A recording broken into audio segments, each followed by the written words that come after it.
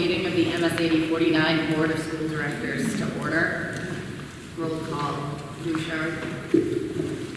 Booten here. Brownwoods here. Caverly. Davis Folsom. Dumont. Here. Hashi. Here. Hussey. Here. Knowles. Here. Lambert. Mishu. Ridgeway. Here. And Williams.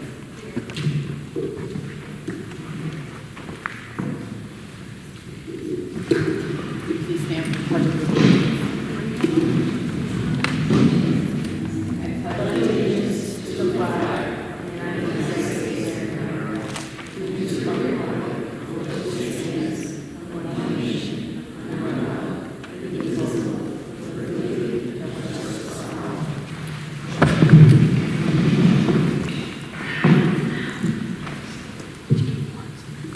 Approval of minutes. Is there a motion to accept the minutes of the March 17th, 2022 school board meeting?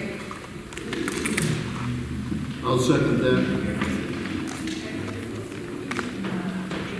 Oh, sorry, yes. So I'll reread. Is there a motion to accept the minutes of the April 17th, 2022? April 7th. April 7th.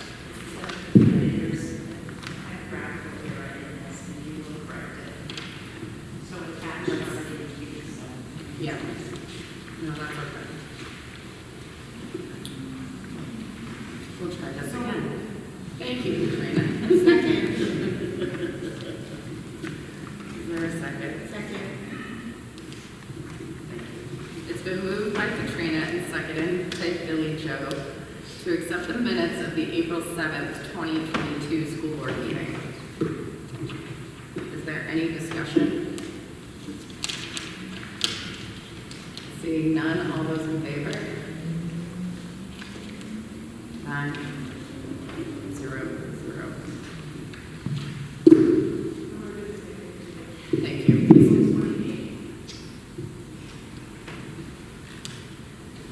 All right, is there a motion to accept the minutes of the April 28th, 2022 special board meeting? Second. It has been moved by Katrina and seconded by Ray to accept the minutes of the April 28th, 2022 special school board meeting. Is there any discussion?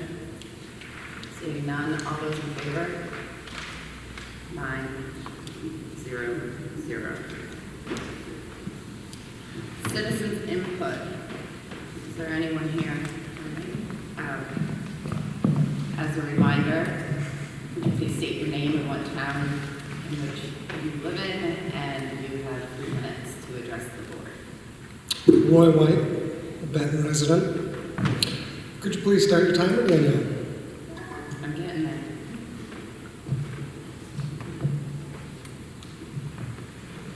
All right, go. So, those of you that know who I am, normally don't like to get up and stand and talk in front of a crowd, but I have something that I'm very passionate about that has been a problem for a while. I've had family, friends, neighbors, other parents reaching out to me, and it is special ed. We've had a problem with special ed. We still have a problem with special ed. And I'm bringing it forth to you guys to see if you can help out and figure out what the problem is. We have IEPs that aren't being met. We have 504s that aren't being followed. When parents call in, some of them are being talked down to and so on and so forth. Very frustrated. And some of them, when they do reach out, there's repercussion on different levels.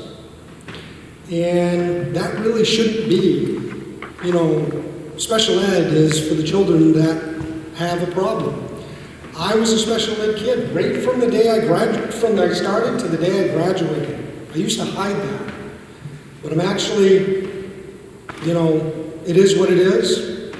But like I said, I'm asking for help from you guys as far as special ed, because I also talk to staff and they don't dare to say anything in any way because they're looking at repercussions as well. So again, like I said, before we end up in the front page of the paper, you know, or potential special ed lawsuits, I'm hoping you guys can resolve this. And I'm going to keep coming to the board meetings and I'm going to keep talking about it until something gets done or, you know, we end up in the paper or something like that. Thank you.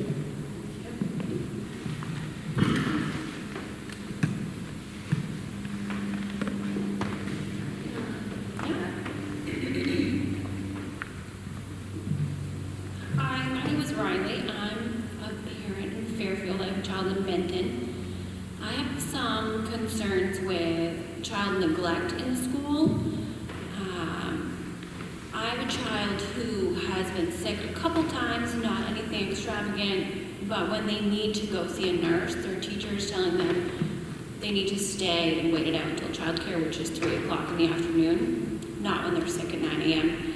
Picked up a very ill 9-year-old today with 103 temperature, with eyes puffing out of her face, who was told to wait it out. I don't think that's right. I've reached out to the principal, who I was told was coming out to buzz me in, and they walked out the other door, actually. Sprinted to their car. I reached out to the superintendent with no response. I've now reached out to the resource officer. I will be contacting an attorney. I started dealing with this at the beginning of the year directly with the teacher, parent-teacher conferences. We're not getting anywhere. So I would like it looked into, that there's an issue with neglect in the Benton school. Thank you so much. Riley asked, what is your last name? Chase. Yep.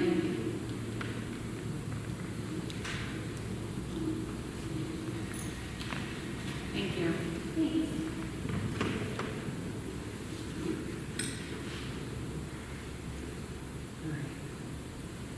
All right. Moving on, there's nothing under old business. New business, update on Lawrence High School gym roof.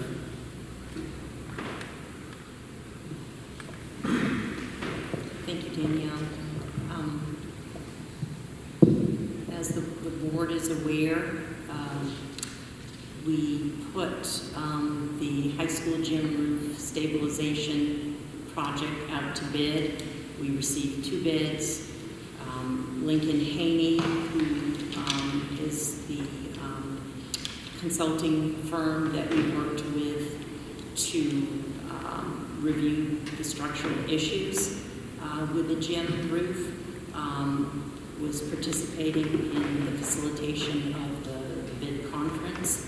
After, we've selected Blaine Casey, who was the low bid. It's a company out of Augusta who've done a number of local projects. They have worked in Maine for 35 years. Their projects include Ash Point Elementary, the Town of Jay's Fire Station. They did an elevator project, which is quite substantial when you're retrofitting an elevator into a facility for MSAD 70, and they did the ice vault in Hollowell. So that's a number of their projects. Scott Washburn and I, along with Michael Cunningham of Lincoln Haney, met with the group, the Blaine Casey group, I think earlier this week, to go over what the project's going to entail. Our intention and our timeline is to start as soon as school closes, because we cannot have personnel, we can certainly not have students in the gym area, in the cafeteria area, the locker room area, or the library area where this is happening. And they are set to begin that work on the contingency that they can get the steel pieces fabricated in time. So as soon as we're able to get the steel, the project will begin. There have been some updates with Michael Cunningham on potentially procuring the steel in time to start at the beginning of the summer. But it's going to be quite an undertaking. We're talking more about it at the facilities committee meeting next week, but I just wanted to generally tell you the intention and the timeline is to get the building so we can occupy it when school opens, when students return. We are understanding that it's probably going to affect the sports teams when they start their pre-seasons and access to locker rooms, but we're working with high school administration, our athletic director, and Scott on finding some alternate storage for, especially the sports with the bulkier equipment. But it is going to involve 6 spans of steel that'll run, the horizontal length of the gym. There'll be a steel piece that'll run from end to end. There'll be steel that we're going to tie into. So the arches are there, and the arches are what need the stabilization. So the other pieces of steel are going to go between those arches, and part of it is there's too much of a span, so probably clearly between the arches that are there. So there are 5 arches, 6 bases. They're about 45 feet long. They're about 6,500 pounds each. So just generally what this is going to involve is, bringing in the steel through the front door and conveying it and being careful about the distribution of the weight and hoisting it up with cables. So we'll have cranes set on either side of the gym, and they will be coming down through the roof. So 12 holes bored in temporarily and cabling up the steel pieces and securing them and tying them to the side. It will be abundantly clear that this project is happening. There'll be a lot of steel up there, but it will stabilize the roof, save our gym, and allow us to occupy that school facility. And everything below it involves a cafeteria, and we cannot have people in there. This is another thing that we've talked about for a contingency for, when school opens. It might be shortened lunches and using the junior high cafeteria space if something holds them up with fabrication or new project. It's been engineered, but the contractors are going to have to deliver and work through it. So generally, we are paying for this with the ARP funds, so very thankful that we have that resource. The bid is, $1.2 million and some change. So it's a significant amount of money just to stabilize what's there. So again, we're very fortunate that we had a couple of these situations in this complex where we've been able to use the federal money to do pretty significant repairs. So that is the update on that portion. And before we move to the principals, updating on end-of-the-year events, I wanted to talk about end of the year and last student day and the current calendar. So we double, triple, quadruple check. And we met the state statute of 175 student days on June 17th, 2022. And I'm suggesting that we declare that the last student day this school year. We had in our calendar 177 student days. We had drawn that down because we drew down the number of teacher days as per bargaining, and that was after the last calendar had been adopted. So we had snow days on December 22nd, January 7th, and February 4th. So June 17th brings us to that mark.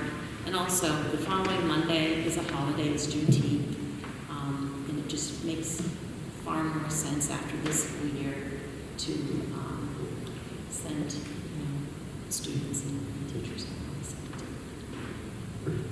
So, if he needs to make a motion, is there a consensus on the board? Or any Is that the questions? last teacher working day, so the Yes. second term? Yes. All right. All right.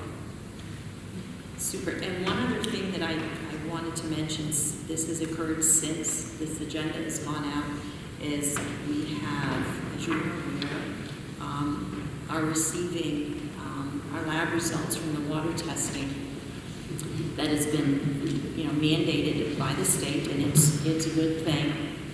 As I said earlier, in Policy and Ed Program Committee, there's, no place for lead in drinking water.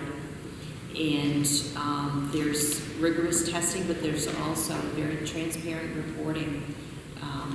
The initial report came back, so the testing was done in March in all of our buildings. And this is the lab that the state has lined us up with.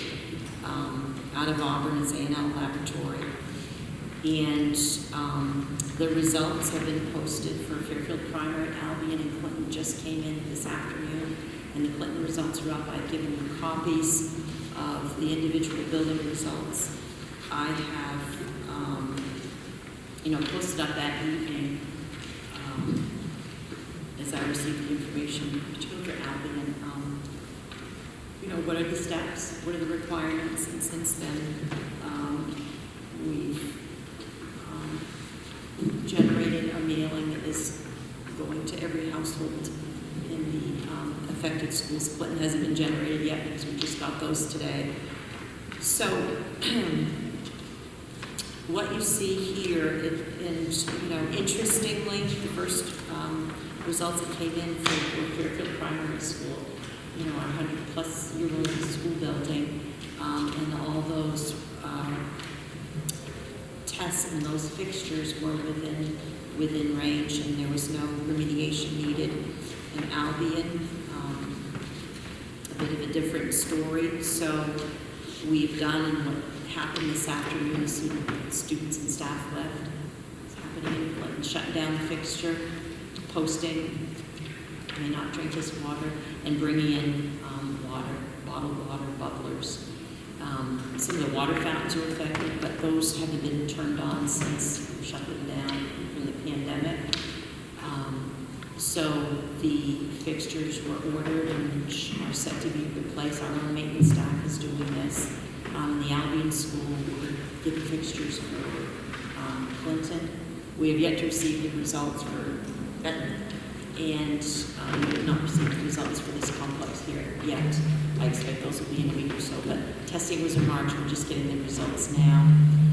So I'm hoping there's a quicker turnover as we change out the fixtures, test again, send it back to the lab, and hopefully the trouble lies with the fixture and not with the line. But if it's the line, it is, and we'll correct that as well.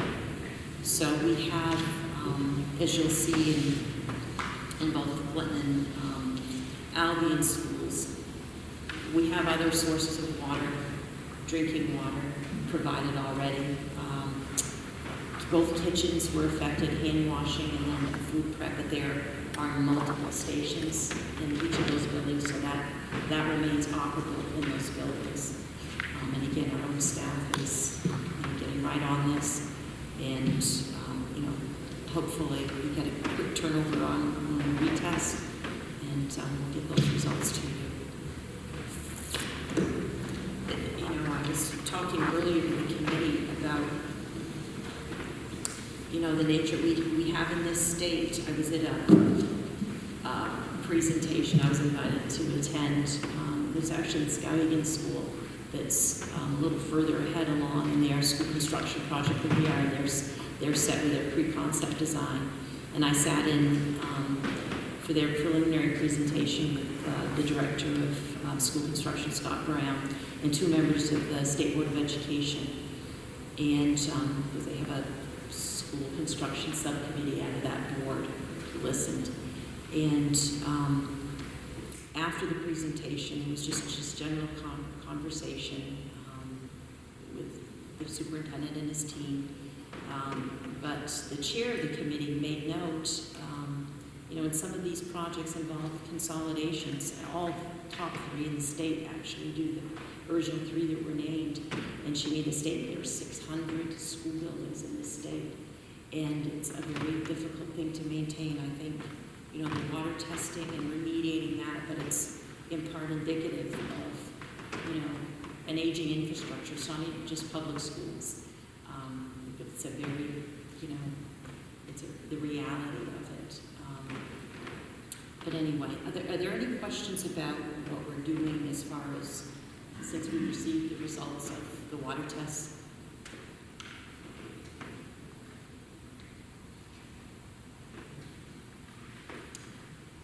Well, if you have further questions, and again, as the results come in, they'll go up online, and the actual results are mailed to them. So hopefully, we're able to, with these temporary lights, replace, change out fixtures, and it secures the problem.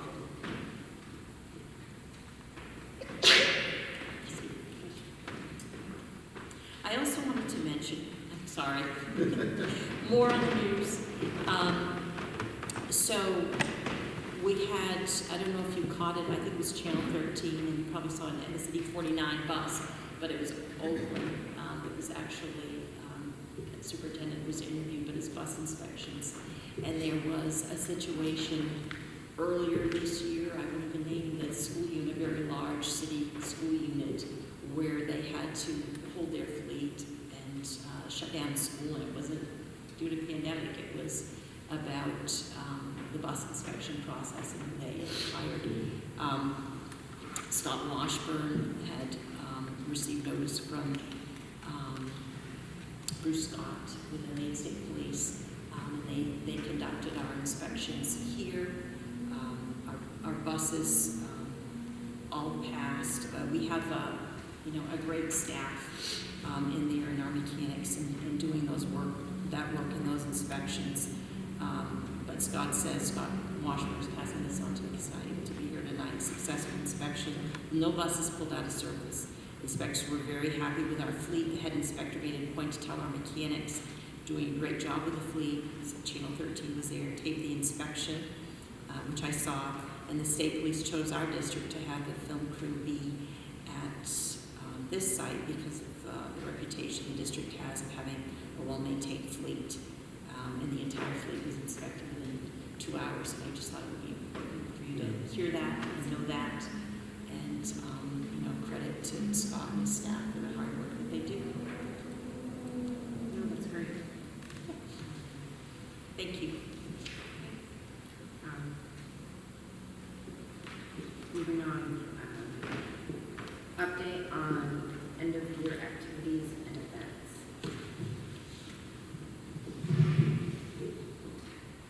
Why don't you just start with Mr. Bowers? Perfect. Lawrence has it. Thank you. So we've got a couple concerts coming up.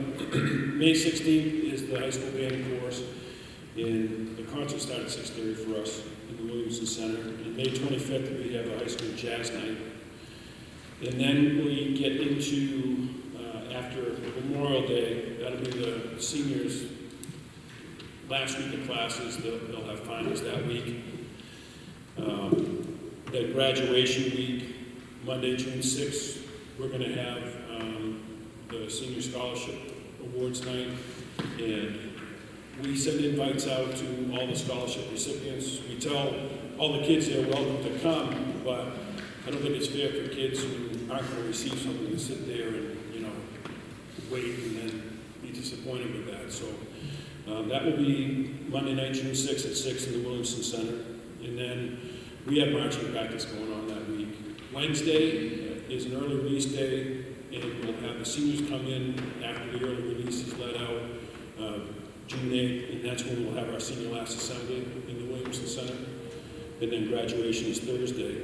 And graduation will be Thursday, rain or shine. We're hoping to be out on the football field like we were last year. There is project graduation, so we don't have the wait. Last year we were going to go with a delay and do it on a Friday if it was bad weather. But if it's bad weather, we'll be inside in the Williamson Auditorium. We have enough with the numbers of graduates. I haven't got the final list, but we should have enough seating for the graduates and the ticket holders, their family members and whatnot. And then this would be the overflow. It'll be more comfortable in there, air conditioning in here. We could have fans and whatnot. We'll have the big screen and viewing for any overflow, but I think we'll be able to accommodate everybody in the Williamson Center. And then they'll go off on project graduation, which will be at Sugarloaf this year. They've got mechanical poles. They've got all sorts of stuff for them. So that should be a good evening for them. And then the week after graduation, Our underclassmen finals will start on the Tuesday, and we'll do our underclassmen growth and achievement awards on Wednesday, the 15th. And then finals will finish up Thursday and make up some on Friday and whatnot. But it will be a blur. So the concert should be fun if you'd like to come out, May 16th and 25th. And then all the graduation ceremony stuff, you're more than welcome to be there, and we'll have dignitaries' seats for you.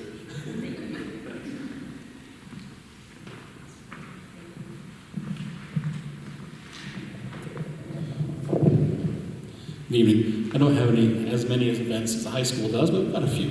Our spring and choral concert will be held May 18th at 6:30 in the Williamson Auditorium. They've been working very hard. You can hear them down the hallway during the day, so it'll be an exciting time to get back into the auditorium for that concert.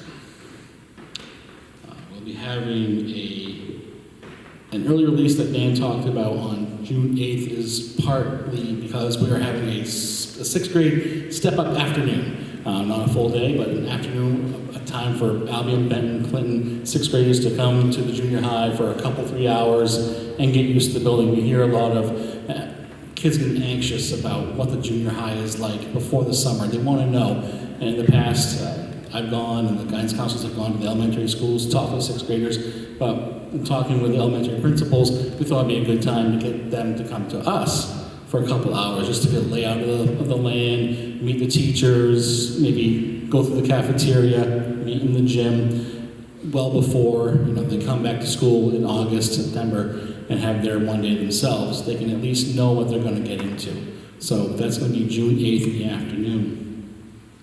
I am going to have a sixth grade parent night, end of May, beginning of June, in that time frame, still nailing that date down, but that'll be an evening again, probably 6:30, late May, early June for the parents of sixth graders if they want to come in to meet me, guidance counselor, some teachers that'll be there just to go over what the junior high experience will be like for next year. On June 15th, that's 1-5, will be our 8th grade celebration, and that's going to begin at 6:30. Just a half hour, 45 minutes of just going through some of the students, some accolades, maybe performance by some students that want to sing or whatever, and just a time to reflect on the past year and move them along to the high school. We're also going to have an ice cream truck at the end. So if you want to come out and have some ice cream at the event, we'll have a truck there. And I think that'll be pretty much it. We'll have a field day sometime in the last week of school for all the students just to participate and get outside and to end the year that way. So thank you.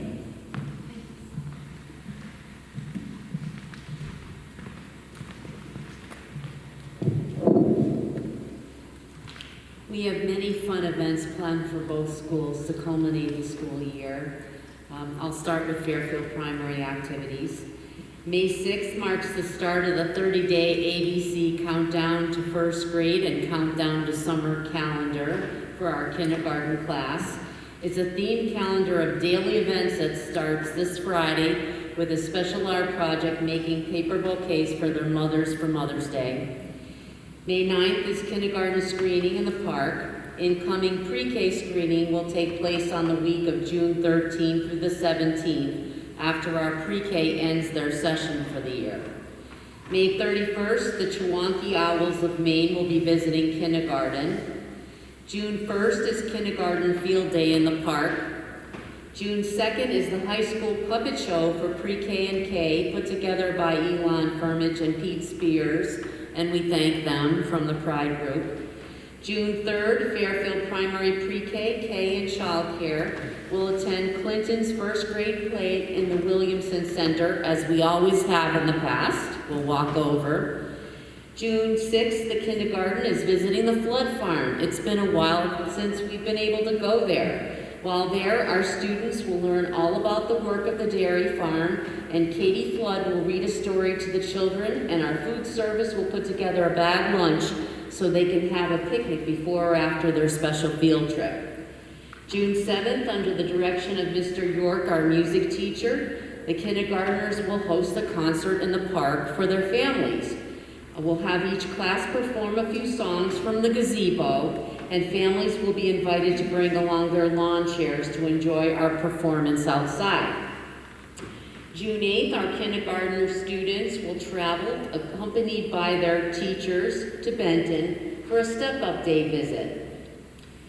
June 10th is the last day of pre-K. Pre-K will host a picnic event in the park for their families. Students have already received a summer take-home pack with fun activities for the summer to include some sensory items such as bubbles and a pinwheel and summer fun activities. Albion also has a number of special end-of-year events planned. Tomorrow, the traditional Albion Mother's Day Bazaar, sponsored by the Albion PTA, will take place outside under the tent. Our students can find and pick out a present for their mother. Students select the perfect gift and parent volunteers help and also wrap it up, so it's truly a Mother's Day surprise. Items include donations, crafts, and gifts from members of the community and the purchases made by the PTA. Everyone will come away with a special gift for their mother. We're grateful to Billy Joe Woods and Heather Provost for chairing this event and pulling it all together. May 12th is Kindergarten Screening Day. May 17th is the Albion and Clinton Spring Band and Chorus Concert at the Williamson.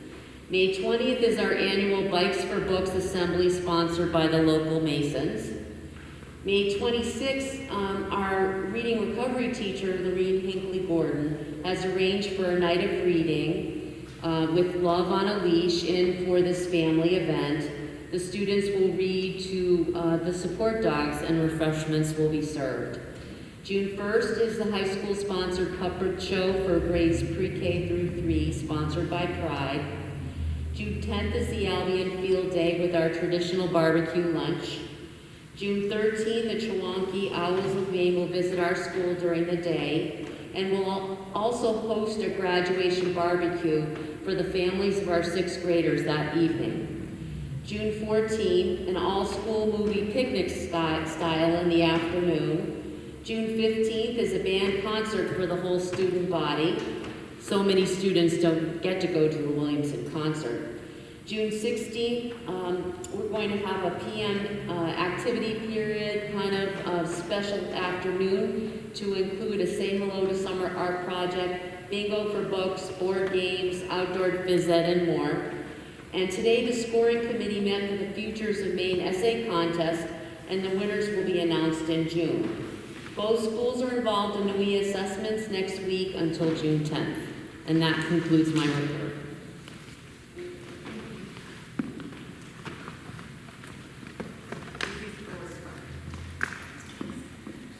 Ladies first, so.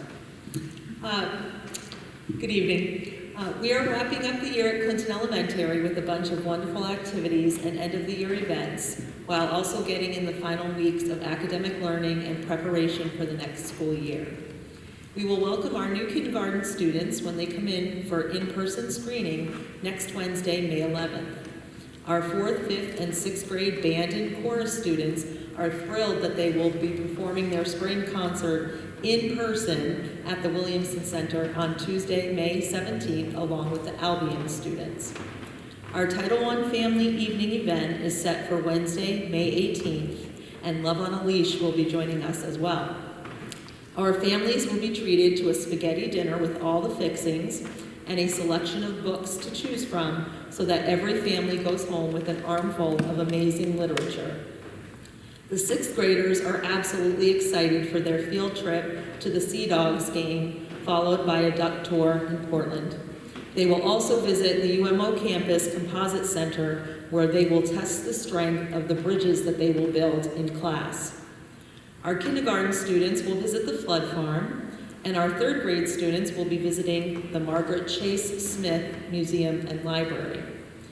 Elon Firmage and Pete Spears and their high school group will be visiting us to perform their puppet shows, encouraging friendship and belonging for all students. Mrs. Nutting's 1st graders will once again grace the Williamson Center stage for their performance of Frozen on Friday, June 3rd.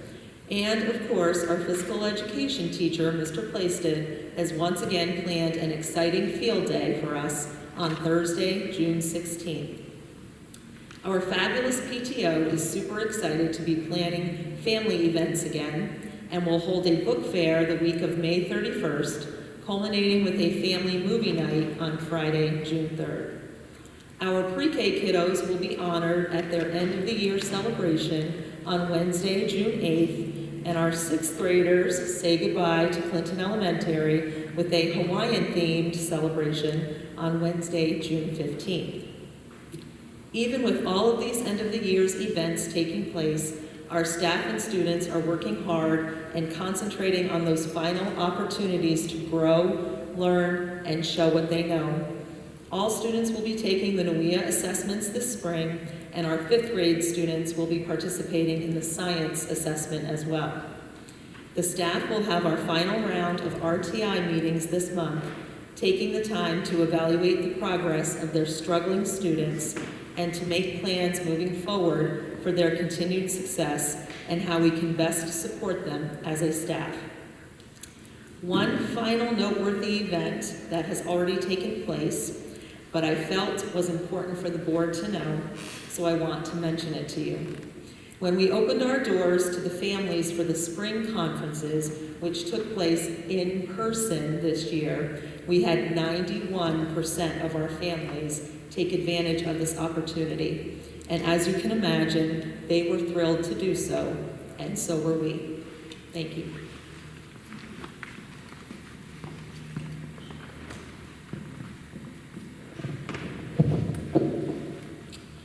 We have a handful of events planned.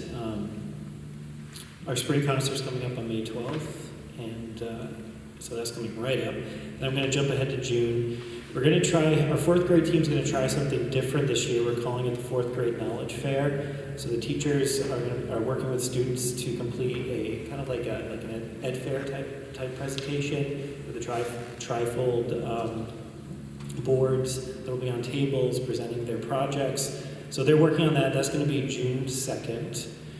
We're putting together a step-up day June 8th. This is going to be K through 6, our 6th graders going up to the junior high.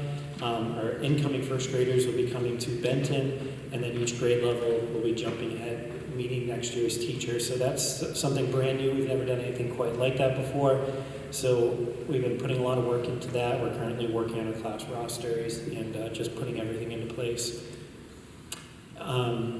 June 8th is also our Future of Maine Scholarship event, our awards event, and even some of you were part of today. We had our essay readings. So we had the most essays selected this year, and I think it was like Marissa Martin. I'd like to just take a moment to thank Marissa Martin, our school counselor for grades 4 through 6. She puts an enormous amount of work coordinating the Future of Maine Scholarship, Bulldog Scholarship work, and a lot of it is working with teachers, working with students, working with me, working with all those that are readers, working with Bob Stewart from the Maine College Circle. And so it's a lot of work and something that I'm really proud of and something that directly benefits students and their future aspirations. So it's going to be an exciting event on June 8th where we're going to be awarding those students. On June 14th, Jay Dangler, our PE teacher, is putting on a field day. So we're working on the details. We're actively looking for volunteers because we need a lot of volunteers to come in to help make that work well. And then on June 15th is our 6th grade awards event. And it's also going to be a carnival. We're kind of keeping most of it under wraps right now, but all I can say is that the 6th grade team is having a lot of fun planning this event. And we really think our 6th grade students are really going to enjoy it, as well as the families. So that's something, once again, we're doing differently this year, and we're really excited about it. Thank you.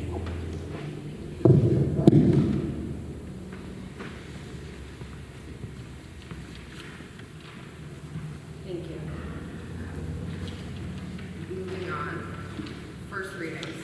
Is there a motion to accept the first reading of policy JLCE, immunization of students, as presented by the policy committee? So moved.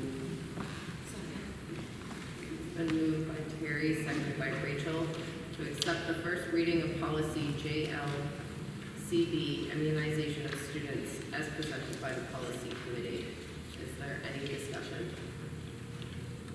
Seeing none, all those in favor? 9, 0,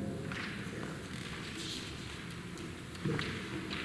Is there a motion to accept the first reading of policy JLCD, administration of medication to students, as presented by the policy committee?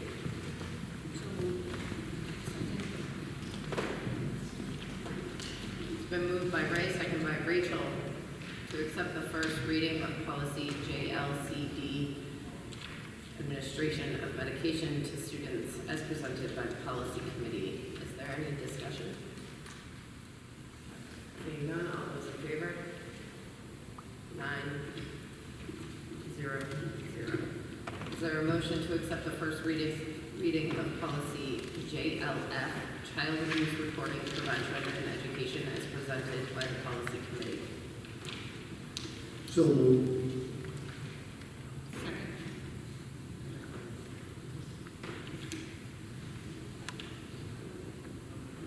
It's been moved by Terry, second by Liz, to accept the first reading of policy JLF, child abuse reporting, prevention, and education, as presented by the policy committee. Is there any discussion? All those in favor? 9, 0, 0. Is there a motion to accept the first reading of policy JIC, student code of conduct, as presented by the policy committee? So moved.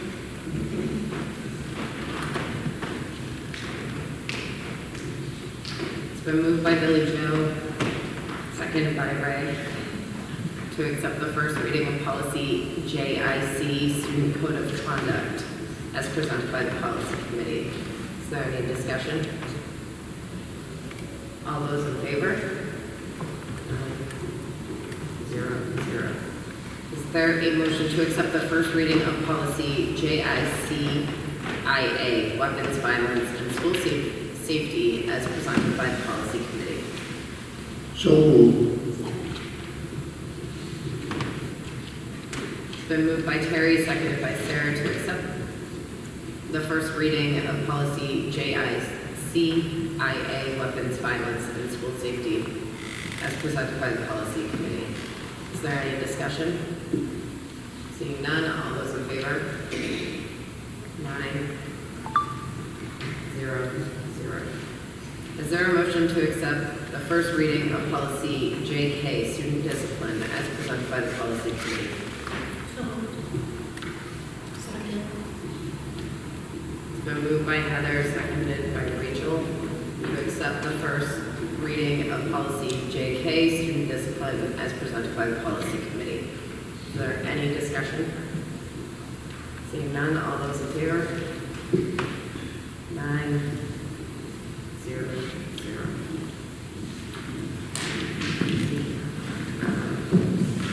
There is an addendum to the agenda under appointments. Is there a motion to approve Ruth Litham as mathematics teacher at Lawrence High School for 2022-2023? So moved. Second. Been moved by Ray, second by Katrina, to approve Ruth Litham as mathematics teacher at Lawrence High School. Is there any background? Sorry.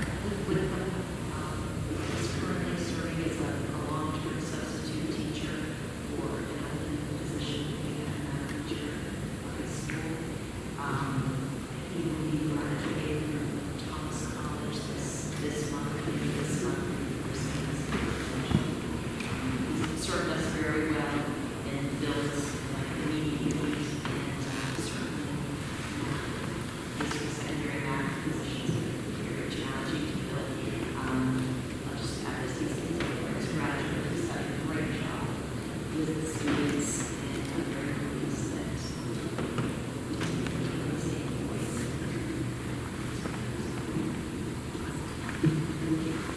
there any further discussion? Any discussion? Seeing none, all those in favor? 9, 0, 0. Katrina. Is there a motion to approve Elizabeth Delgado as physical science teacher at Lawrence High School for 2022-2023?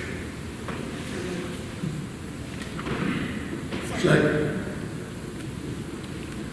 It's been moved by Sarah, seconded by Heather to approve Elizabeth Delgado as physical science teacher at Lawrence High School.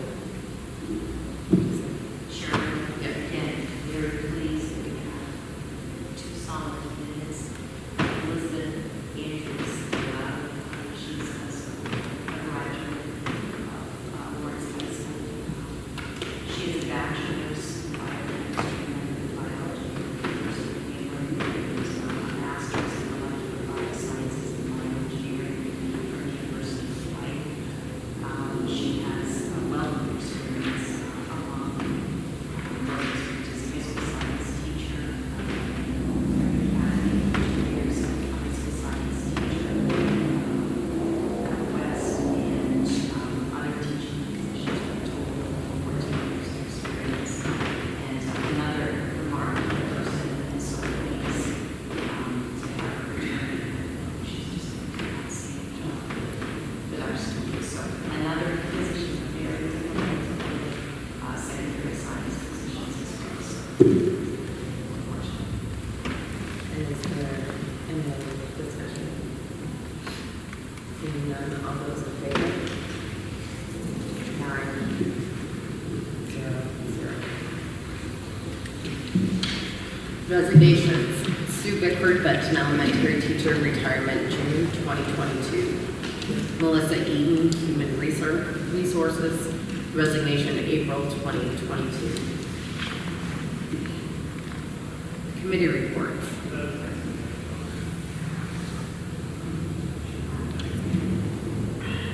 Go ahead, Terry. You took great notes, I saw you.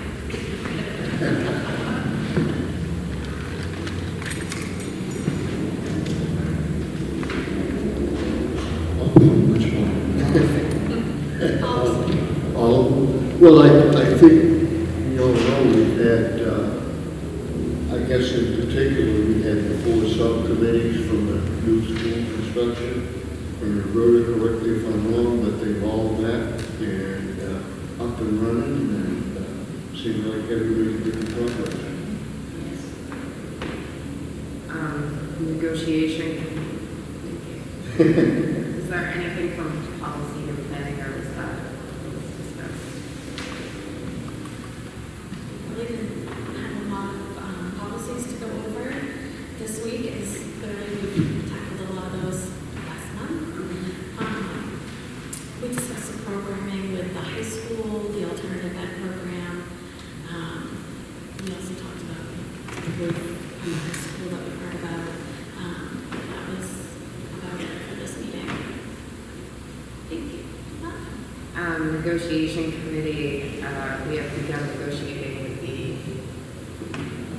educational technician group. So, our next meeting is next Tuesday.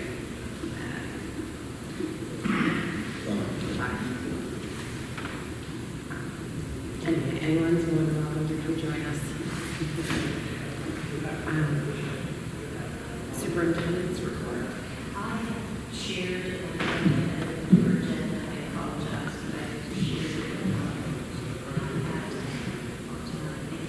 Thank you. Under other business, 2021-2022 co-curricular directors, advisors, and coaches, no motion necessary. Grade 2 baseball, Mike Burkhart. Our next board meeting,